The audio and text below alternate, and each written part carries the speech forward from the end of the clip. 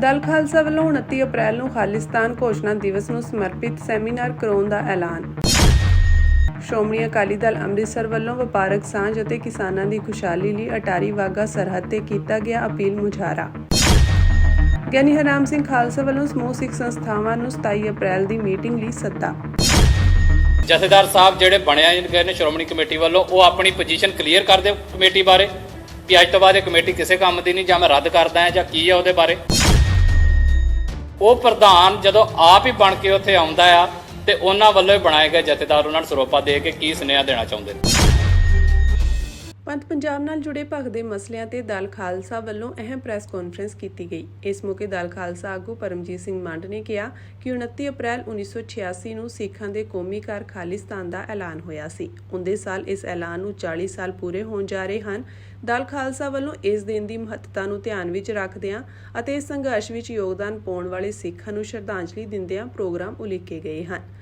ਨੌਜਵਾਨ ਪੀੜ੍ਹੀ ਨੂੰ ਸਿੱਖੀ ਸਿਧਾਂਤਾਂ ਨਾਲ ਜੋੜਨ, ਸਿੱਖ ਸੰਘਰਸ਼ ਦੀ ਮਹੱਤਤਾ ਅਤੇ ਦ੍ਰਿੜਤਾ ਲਿਆਉਣ ਲਈ 29 ਅਪ੍ਰੈਲ ਨੂੰ 11 ਤੋਂ 2 ਵਜੇ ਤੱਕ ਸੈਮੀਨਾਰ ਕਰਵਾਇਆ ਜਾਵੇਗਾ ਤੇ ਉਪਰੰਤ ਸ੍ਰੀ ਅਕਾਲ ਤਖਤ ਸਾਹਿਬ ਵਿਖੇ ਇਸ ਸੰਘਰਸ਼ ਦੀ ਕਾਮਯਾਬੀ ਲਈ ਅਰਦਾਸ ਕੀਤੀ ਜਾਵੇਗੀ।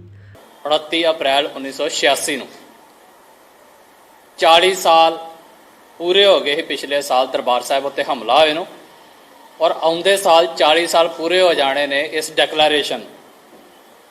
ਡੈਕਲੇਰੇਸ਼ਨ ਤੋਂ ਪਹਿਲਾਂ ਵੀ ਇਹ ਗੱਲ ਵੀ ਮੈਂ ਇੱਥੇ ਸਾਫ਼ ਕਰ ਦੇਣੀ ਚਾਹੁੰਦਾ ਕਿ ਕਈ ਵਾਰੀ ਇੰਜ ਨਾ ਲੱਗੇ ਕਿਸੇ ਨੂੰ ਕਿ ਸਿਰਫ ਇਸੇ ਇੱਕ ਕਮੇਟੀ ਨੇ ਹੀ ਖਾਲਿਸਤਾਨ ਦੀ ਨੀਂਹ ਪੱਥਰ ਰੱਖਿਆ ਜਾਂ ਅੱਗੇ ਸੰਘਰਸ਼ ਨੂੰ ਤੋਰਿਆ।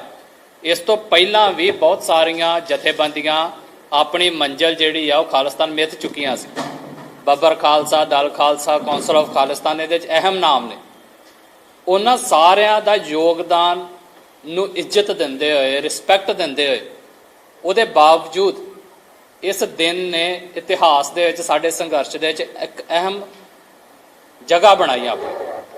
ਔਰ ਉਸ ਘਟਨਾ ਨੂੰ, ਉਸ ਡੈਕਲੇਰੇਸ਼ਨ ਨੂੰ ਆਉਂਦੇ ਸਾਲ 40 ਵਰ੍ਹੇ ਪੂਰੇ ਹੋ ਜਾਣੇ, ਪਰ ਉਸ ਦੇ ਇਸ ਸਾਲ ਦੀ ਤਰੀਕ ਦੇ ਉੱਤੇ ਦਲ ਖਾਲਸਾ ਵੱਲੋਂ ਉਸ ਡੈਕਲੇਰੇਸ਼ਨ ਦੇ ਸੰਦਰਭ ਦੇ ਵਿੱਚ ਅੱਜ ਦੇ ਹਾਲਾਤ ਜੋ ਕੌਮ ਦੇ ਨੇ, ਉਹਨਾਂ ਸਾਰਿਆਂ ਨੂੰ ਆਨਸਰ ਕਰਨ ਦੇ ਲਈ, ਆਪਣੀ ਅਗਲੀ ਨੌਜਵਾਨ ਪੀੜ੍ਹੀ ਦੇ ਅੰਦਰ ਹੋਰ ਜ਼ਿਆਦਾ ਦ੍ਰਿੜਤਾ ਲਿਆਉਣ ਦੇ ਲਈ, ਸਿੱਖ ਸਿਧਾਂਤਾਂ ਦੀ ਸਮਝ ਪੈਦਾ ਕਰਨ ਦੇ ਲਈ, ਬਣੇ ਹੋਏ ਇੰਟਰਨੈਸ਼ਨਲ ਹਾਲਾਤਾਂ ਦੇ ਵਿੱਚ ਜਿਹੜਾ ਸਾਡਾ ਉਹ ਖਰੜਾ ਆ ਖਾਲਿਸਤਾਨ ਡੈਕਲੇਰੇਸ਼ਨ ਦਾ, ਉਹ ਅੱਜ ਕੀ ਮਾਇਨੇ ਰਖਾਉਂਦਾ ਆ, ਉਹਨੂੰ ਸਾਰਿਆਂ ਨੂੰ ਐਕਸਪਲੇਨ ਕਰਨ ਦੇ ਲਈ 29 ਅਪ੍ਰੈਲ ਨੂੰ ਭਾਈ ਗੁਰਦਾਸ ਹਾਲ ਵਿਖੇ 11 ਤੋਂ 2 ਸੈਮੀਨਾਰ ਕੀਤਾ ਜਾਏਗਾ।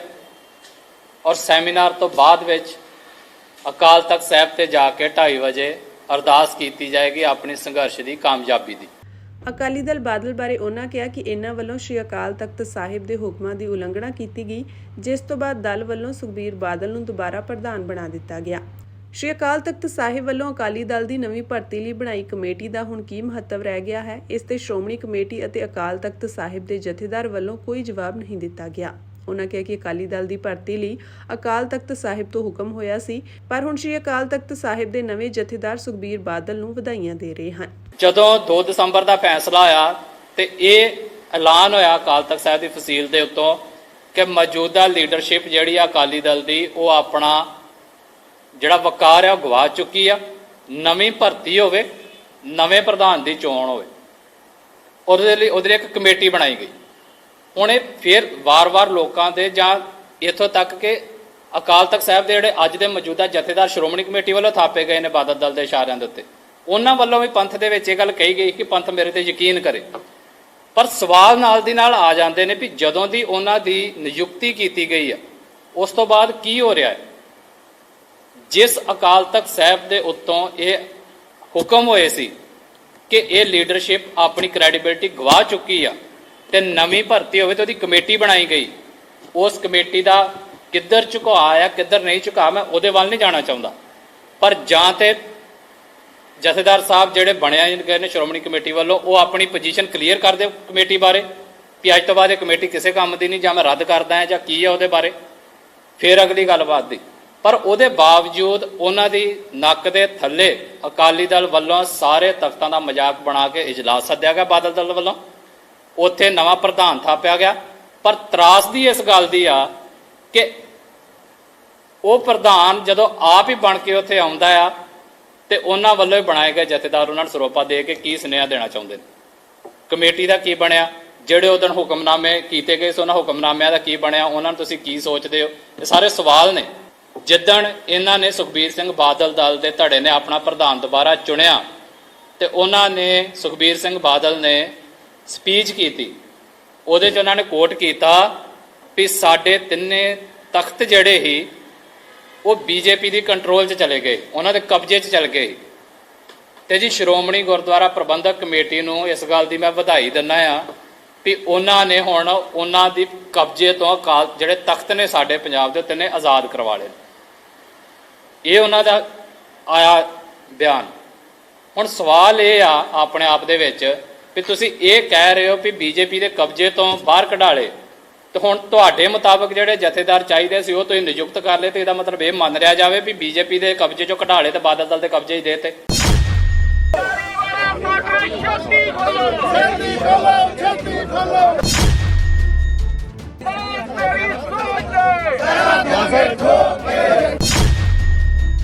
ਵਪਾਰਕ ਸਾਂਝ ਲਈ ਅਤੇ ਕਿਸਾਨਾਂ ਦੀ ਖੁਸ਼ਹਾਲੀ ਲਈ ਬਾਰਡਰ ਖੋਲ੍ਹਣ ਵਾਸਤੇ ਸ਼੍ਰੋਮਣੀ ਅਕਾਲੀ ਦਲ ਅੰਮ੍ਰਿਤਸਰ ਵੱਲੋਂ ਅਟਾਰੀ ਵਾਹਗਾ ਸਰਹੱਦ ਤੇ ਅੱਜ ਅਪੀਲ ਮੁਜ਼ਾਹਰਾ ਕੀਤਾ ਗਿਆ।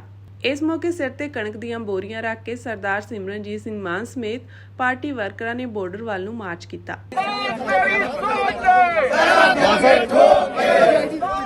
ਨਾਰਾ ਮਾਰਦੋ ਜੀ।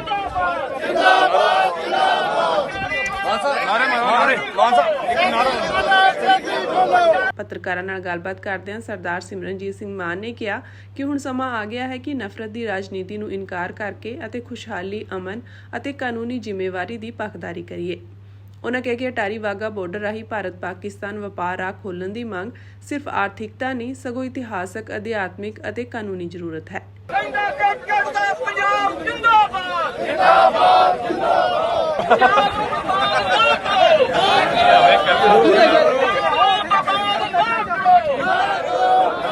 ਉਨ੍ਹਾਂ ਕਿਹਾ ਕਿ ਕਿਸਾਨ, ਵਪਾਰੀ ਤੇ ਆਮ ਲੋਕ ਖੁੱਲ੍ਹੇ ਵਪਾਰ ਦੀ ਮੰਗ ਕਰਦੇ ਹਨ।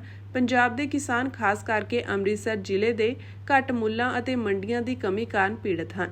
ਸਰਹੱਦ ਖੁੱਲ੍ਹਣ ਨਾਲ ਉਹ ਆਪਣੀ ਕਣਕ, ਚੌਲ, ਸਬਜ਼ੀਆਂ ਤੇ ਫਲ ਵਧੀਆ ਕੀਮਤ ਤੇ ਵੇਚ ਸਕਣਗੇ।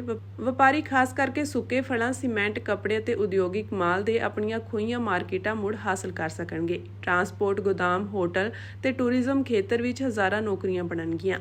ਉਨ੍ਹਾਂ ਕਿਹਾ ਕਿ ਇਸ ਤੋਂ ਇਲਾਵਾ ਭਾਰਤ ਨੂੰ ਬਹੁਤ ਸਾਰਾ ਆਰਥਿਕ ਲਾਭ ਹੋਵੇਗਾ, ਜਿਵੇਂ ਸਰਹੱਦ ਖੁੱਲ੍ਹਣ ਨਾਲ ਭਾਰਤ ਦੇ GDP ਵਿੱਚ 1% ਵਾਧਾ ਹੋ ਸਕਦਾ ਹੈ। ਖੇਤਰੀ ਖੁਸ਼ਹਾਲੀ ਨਾਲ ਭਾਰਤ ਦੀ ਵਿਸ਼ਵ ਭਰ ਵਿੱਚ ਜ਼ਿੰਮੇਵਾਰ ਰਾਸ਼ਟਰ ਦੀ ਛਵੀ ਮਜ਼ਬੂਤ ਹੋਵੇਗੀ। ਕੇਂਦਰੀ ਏਸ਼ੀਆ ਨਾਲ ਜੁੜਨ ਦੇ ਰਾਹ ਖੁੱਲਣਗੇ। ਵਿਦੇਸ਼ੀ ਬੰਦਰਗਾਹਾਂ ਉੱਤੇ ਵੀ ਨਿਰਭਰਤਾ ਘਟੇਗੀ।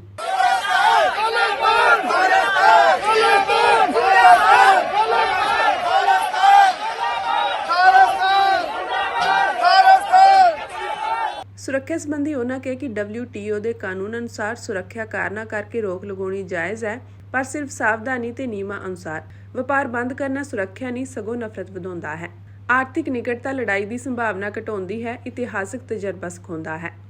ਉਨ੍ਹਾਂ ਅੱਗੇ ਕਿਹਾ ਕਿ ਅੱਜ ਦੀਆਂ ਕਾਰਵਾਈਆਂ VD ਸਾਵਰਕਰ ਦੀ ਵੰਡਵਾਦੀ ਸੋਚ ਉੱਤੇ ਆਧਾਰਿਤ ਹਨ, ਜਿਸ ਨੇ ਮੁਸਲਮਾਨਾਂ ਨੂੰ ਹਮੇਸ਼ਾ ਦੁਸ਼ਮਣ ਬਣਾਇਆ। ਭਾਜਪਾ RSS ਹਰ ਚੋਣ ਦੌਰਾਨ ਪਾਕਿਸਤਾਨ ਵਿਰੋਧੀ ਜਿਹਾਦੀ ਨਾਅਰੇ ਲੈ ਕੇ ਆਉਂਦੇ ਹਨ। ਵਕਫ ਬੋਰਡ ਦੇ ਮਸਲੇ, ਧਾਰਮਿਕ ਮਾਮਲਿਆਂ ਦੀ ਰਾਜਨੀਤੀ ਅਤੇ ਕਿਸਾਨਾਂ ਦੇ ਅਸਲੀ ਮੁੱਦਿਆਂ ਤੋਂ ਧਿਆਨ ਹਟਾਉਣਾ ਇਸ ਰਣਨੀਤੀ ਦਾ ਹਿੱਸਾ ਹੈ। ਸਿੱਖ ਤੇ ਹੋਰ ਘੱਟ ਸੰਖਿਅਕ ਸਮਾਜ ਜੋ ਅਸਲ ਵਿੱਚ ਖੁਸ਼ਹਾਲੀ ਤੇ ਭਾਈਚਾਰੇ ਨੂੰ ਚਾਹੁੰਦੇ ਹਨ, ਇਸ ਵੰਡਵਾਦ ਤੋਂ ਪੀੜਤ ਹਨ। ਪੰਜਾਬੀ ਸੱਭਿਆਚਾਰ, ਸਿੱਖੀ ਅਤੇ ਸਾਂਝੀ ਵਿਰਾਸਤ ਸਦੀਆਂ ਤੋਂ ਸਰਹੱਦ ਪਾਰ ਸਬੰਧਾਂ ਉੱਤੇ ਖਿੜੀ ਹੈ। ਵਾਹਗਾ ਰਾਹ ਖੁੱਲ੍ਹਣ ਨਾਲ ਸੰਸਕਾਰਕ, ਆਤਮਿਕ ਤੇ ਵਪਾਰਕ ਰਿਸ਼ਤੇ ਮੁੜ ਜਿਉਂਦੇ ਹੋਣਗੇ। ਮਾਰਚ ਮਹੀਨੇ ਸ਼੍ਰੋਮਣੀ ਗੁਰਦੁਆਰਾ ਪ੍ਰਬੰਧਕ ਕਮੇਟੀ ਦੀ ਐਗਜ਼ੀਕਿਊਟਿਵ ਕਮੇਟੀ ਵੱਲੋਂ ਪੰਥਕ ਸਿਧਾਂਤਾਂ ਨੂੰ ਛਿੱਕੇ ਟੰਗਦੇ ਹੋਏ ਤਿੰਨਾਂ ਤਖਤ ਸਾਹਿਬਾਨਾਂ ਦੇ ਜਥੇਦਾਰਾਂ ਨੂੰ ਜਿਸ ਤਰ੍ਹਾਂ ਅਪਮਾਨਜਨਕ ਤਰੀਕੇ ਨਾਲ ਅਹੁਦੇ ਤੋਂ ਹਟਾਇਆ ਗਿਆ ਸੀ, ਉਸ ਉਪਰੰਤ ਦਮਦਮੀ ਟਕਸਾਲ ਦੇ ਮੁਖੀ ਅਤੇ ਸੰਤ ਸਮਾਜ ਦੇ ਪ੍ਰਧਾਨ ਸੰਤ ਗਿਆਨੀ ਹਰਨਾਮ ਸਿੰਘ ਖਾਲਸਾ ਵੱਲੋਂ ਸੰਤ ਸਮਾਜ, ਨਿਹੰਗ ਸਿੰਘ ਜਥੇਬੰਦੀਆਂ, ਸਿੱਖ ਸੰਪਰਦਾਵਾਂ ਅਤੇ ਹੋਰ ਪੰਥਕ ਸ਼ਖਸੀਅਤਾਂ ਦੇ ਸਹਿਯੋਗ ਨਾਲ ਸਿੰਘ ਸਾਹਿਬਾਨਾਂ ਦੀ ਬਹਾਲੀ ਲਈ ਸੰਘਰਸ਼ ਆਰੰਭ ਕੀਤਾ ਗਿਆ ਸੀ, ਜਿਸ ਉਪਰੰਤ 28 ਮਾਰਚ ਨੂੰ ਸ਼੍ਰੀ ਤੇਜਾ ਸਿੰਘ ਸਮੁੰਦਰੀ ਹਾਲ, ਸ਼੍ਰੀ ਅੰਮ੍ਰਿਤਸਰ ਸਾਹਿਬ ਵਿਖੇ ਲੱਗੇ ਵਿਸ਼ਾਲ ਰੋਸ ਧਰਨੇ ਵਿੱਚ ਸ਼੍ਰੋਮਣੀ ਗੁਰਦੁਆਰਾ ਪ੍ਰਬੰਧਕ ਕਮੇਟੀ ਨੂੰ ਤਖਤ ਸਾਹਿਬਾਨਾਂ ਦੇ ਜਥੇਦਾਰਾਂ ਦੀ ਬਹਾਲੀ ਲਈ 15 ਅਪ੍ਰੈਲ ਤੱਕ ਦਾ ਸਮਾਂ ਦਿੱਤਾ ਗਿਆ ਸੀ, ਜਿਸ ਦੀ ਮਿਆਦ ਬੀਤਣ ਉਪਰੰਤ ਸੰਤ ਸਮਾਜ ਦੇ ਮਹਾਂਪੁਰਖਾਂ, ਨਿਹੰਗ ਸਿੰਘ ਜਥੇਬੰਦੀਆਂ, ਚੀਫ ਖਾਲਸਾ ਦੀਵਾਨ, ਸਿੱਖ ਸੰਪਰਦਾਵਾਂ, ਉੱਘੀਆਂ ਪੰਥਕ ਸ਼ਖਸੀਅਤਾਂ, ਸਿੱਖ ਸਟੂਡੈਂਟ ਫੈਡਰੇਸ਼ਨ ਅਤੇ ਹੋਰ ਵੱਖ-ਵੱਖ ਸੰਸਥਾਵਾਂ ਦੇ ਮੁਖੀ ਸਹਿਬਾਨ ਅਤੇ ਉਹਨਾਂ ਦੇ ਨੁਮਾਇੰਦਿਆਂ ਦੀ ਇੱਕ ਜ਼ਰੂਰੀ ਮੀਟਿੰਗ 27 ਅਪ੍ਰੈਲ ਦਿਨ ਐਤਵਾਰ ਨੂੰ ਦਮਦਮੀ ਟਕਸਾਲ ਦੇ ਹੈੱਡਕੁਆਰਟਰ ਗੁਰਦੁਆਰਾ ਗੁਰਦਰਸ਼ਨ ਪ੍ਰਕਾਸ਼ ਮਹਿਤਾ ਵਿਖੇ ਸਵੇਰੇ 11 ਵਜੇ ਬੁਲਾਈ ਗਈ ਹੈ। ਇਸ ਸੰਬੰਧੀ ਜਾਣਕਾਰੀ ਦਿੰਦੇ ਹੋਏ ਸੰਤ ਗਿਆਨੀ ਬਾਬਾ ਹਰਨਾਮ ਸਿੰਘ ਖਾਲਸਾ ਨੇ ਕਿਹਾ ਕਿ 27 ਅਪ੍ਰੈਲ ਨੂੰ 71 ਸਮੂਹ ਸ਼ਖਸੀਅਤਾਂ ਦੇ ਨਾਲ ਵਿਚਾਰ ਵਟਾਂਦਰੇ ਉਪਰੰਤ ਸਭ ਦੇ ਸਹਿਯੋਗ ਨਾਲ ਹੀ ਕੋਈ ਅਗਲਾ ਫੈਸਲਾ ਲਿਆ ਜਾਵੇਗਾ। ਉਹਨਾਂ ਸਮੂਹ ਪੰਥ ਦਰਦੀਆਂ ਨੂੰ ਮੀਟਿੰਗ ਵਿੱਚ ਸਮੇਂ ਸਿਰ ਪਹੁੰਚਣ ਦੀ ਅਪੀਲ ਕੀਤੀ। ਰੂਸ ਦੀ ਸੁਪਰੀਮ ਕੋਰਟ ਨੇ ਸਰਕਾਰੀ ਐਡਵੋਕੇਟ ਜਨਰਲ ਦੀ ਅਪੀਲ ਤੇ ਤਾਲਿਬਾਨ ਤੇ ਲਾਈ ਪਾਬੰਦੀ ਨੂੰ ਹਟਾ ਦਿੱਤਾ ਹੈ। ਇਹ ਜਾਣਕਾਰੀ RIA ਨਿਊਜ਼ ਏਜੰਸੀ ਨੇ ਸਾਂਝੀ ਕੀਤੀ ਹੈ। ਇਸ ਨਾਲ ਤਾਲਿਬਾਨ ਨੂੰ ਰੂਸ ਦੀ ਦਹਿਸ਼ਤਗਰਦ ਜਥੇਬੰਦੀਆਂ ਦੀ ਸੂਚੀ ਤੋਂ ਹਟਾਉਣ ਦਾ ਰਾਹ ਪੱਧਰਾ ਹੋ ਗਿਆ ਹੈ। ਜ਼ਿਕਰਯੋਗ ਹੈ ਕਿ 2021 ਤੋਂ ਅਫਗਾਨਿਸਤਾਨ ਤੇ ਤਾਲਿਬਾਨ ਸਰਕਾਰ ਸ਼ਾਸਨ ਕਰ ਰਹੀ ਹੈ। ਪੱਛਮੀ ਬੰਗਾਲ ਦੀ ਮੁੱਖ ਮੰਤਰੀ ਮਮਤਾ ਬੈਨਰਜੀ ਨੇ ਮੁਰਸ਼ਿਦਾਬਾਦ ਵਿੱਚ ਹਾਲੀਆ ਹਿੰਸਾ ਨੂੰ ਗਿਣੀ ਮਿੱਥੀ ਯੋਜਨਾ ਕਰਾਰ ਦਿੰਦਿਆਂ ਦੋਸ਼ ਲਗਾਇਆ ਕਿ ਭਾਜਪਾ ਤੇ BSF ਤੇ ਕੇਂਦਰੀ ਏਜੰਸੀਆਂ ਦੇ ਇੱਕ ਵਰਗ ਵੱਲੋਂ ਸਰਹੱਦ ਪਾਰੋਂ ਬੰਗਲਾਦੇਸ਼ 'ਚੋਂ ਕਥਿਤ ਗੈਰਕਾਨੂੰਨੀ ਦਾਖਲੇ ਦੀ ਇਜਾਜ਼ਤ ਦੇ ਕੇ ਤਣਾਅ ਵਧਾਉਣ ਦੀ ਕੋਸ਼ਿਸ਼ ਕੀਤੀ ਜਾ ਰਹੀ ਹੈ। ਮੁੱਖ ਮੰਤਰੀ ਨੇ ਇਮਾਮਾਂ ਨਾਲ ਰੱਖੀ ਬੈਠਕ ਵਿੱਚ ਬੋਲਦਿਆਂ ਦੋਸ਼ ਲਗਾਇਆ ਕਿ ਗੁਆਂਢੀ ਦੇਸ਼ ਬੰਗਲਾਦੇਸ਼ ਵਿੱਚ ਅਸ਼ਾਂਤ ਤੇ ਅਸਥਿਰ ਮਾਹੌਲ ਦੇ ਬਾਵਜੂਦ ਕੇਂਦਰ ਸਰਕਾਰ ਨੇ ਸਰਹੱਦ ਪਾਰੋਂ ਗੈਰ ਕਾਨੂੰਨੀ ਦਾਖਲੇ ਦੀ ਇਜਾਜ਼ਤ ਦਿੱਤੀ। ਮਮਤਾ ਨੇ ਦਾਅਵਾ ਕੀਤਾ ਕਿ BSF ਅਤੇ ਕੁਝ ਏਜੰਸੀਆਂ ਨੇ ਬੰਗਾਲ ਵਿੱਚ ਅਸ਼ਾਂਤੀ ਪੈਦਾ ਕਰਨ ਵਿੱਚ ਅਹਿਮ ਭੂਮਿਕਾ ਨਿਭਾਈ ਹੈ। ਬੈਨਰਜੀ ਨੇ ਪ੍ਰਧਾਨ ਮੰਤਰੀ ਨਰਿੰਦਰ ਮੋਦੀ ਨੂੰ ਘਿਨੌਣੇ ਵਕਫ ਸੋਧ ਐਕਟ ਨੂੰ ਲਾਗੂ ਨਾ ਕਰਨ ਤੇ ਅਮਿਤ ਸ਼ਾਹ ਦੀ ਅਗਵਾਈ ਵਾਲੇ ਕੇਂਦਰੀ ਗ੍ਰਹਿ ਮੰਤਰਾਲੇ ਨੂੰ ਕਾਬੂ ਵਿੱਚ ਰੱਖਣ ਦੀ ਬੇਨਤੀ ਕੀਤੀ। ਤਾਮਿਲਨਾਡੂ ਦੇ ਮੁੱਖ ਮੰਤਰੀ MK ਸਟਾਲਿਨ ਨੇ ਅੱਜ ਵਿਧਾਨ ਸਭਾ ਵਿੱਚ ਸੂਬੇ ਦੀ ਖੁਦਮੁਖਤਿਆਰੀ ਤੇ ਸੁਪਰੀਮ ਕੋਰਟ ਦੇ ਸੇਵਾ ਮੁਕਤ ਜੱਜ ਦੀ ਅਗਵਾਈ ਹੇਠ ਇੱਕ ਕਮੇਟੀ ਬਣਾਉਣ ਦਾ ਐਲਾਨ ਕੀਤਾ ਹੈ। ਉਹਨਾਂ ਨੇ ਦੋਸ਼ ਲਗਾਇਆ ਕਿ ਕੇਂਦਰ ਵੱਲੋਂ ਹੌਲੀ-ਹੌਲੀ ਸੂਬਿਆਂ ਦੇ ਅਧਿਕਾਰ ਖੋਏ ਜਾ ਰਹੇ ਹਨ। ਦੂਜੇ ਪਾਸੇ ਵਿਰੋਧੀ ਧਿਰ ਨੇ ਮੁੱਖ ਮੰਤਰੀ ਦੇ ਇਸ ਕਦਮ ਦੀ ਆਲੋਚਨਾ ਕਰਦਿਆਂ ਸਵਾਲ ਕੀਤਾ ਕਿ ਉਹਨਾਂ ਦੀ DMK ਜੋ ਪਹਿਲਾਂ ਕਾਂਗਰਸ ਦੀ ਅਗਵਾਈ ਵਾਲੀ UPA ਨਾਲ ਸੱਤਾ ਦਾ ਹਿੱਸਾ ਸੀ, ਇੰਨਾ ਚਿਰ ਤੋਂ ਕੀ ਕਰ ਰਹੀ ਸੀ।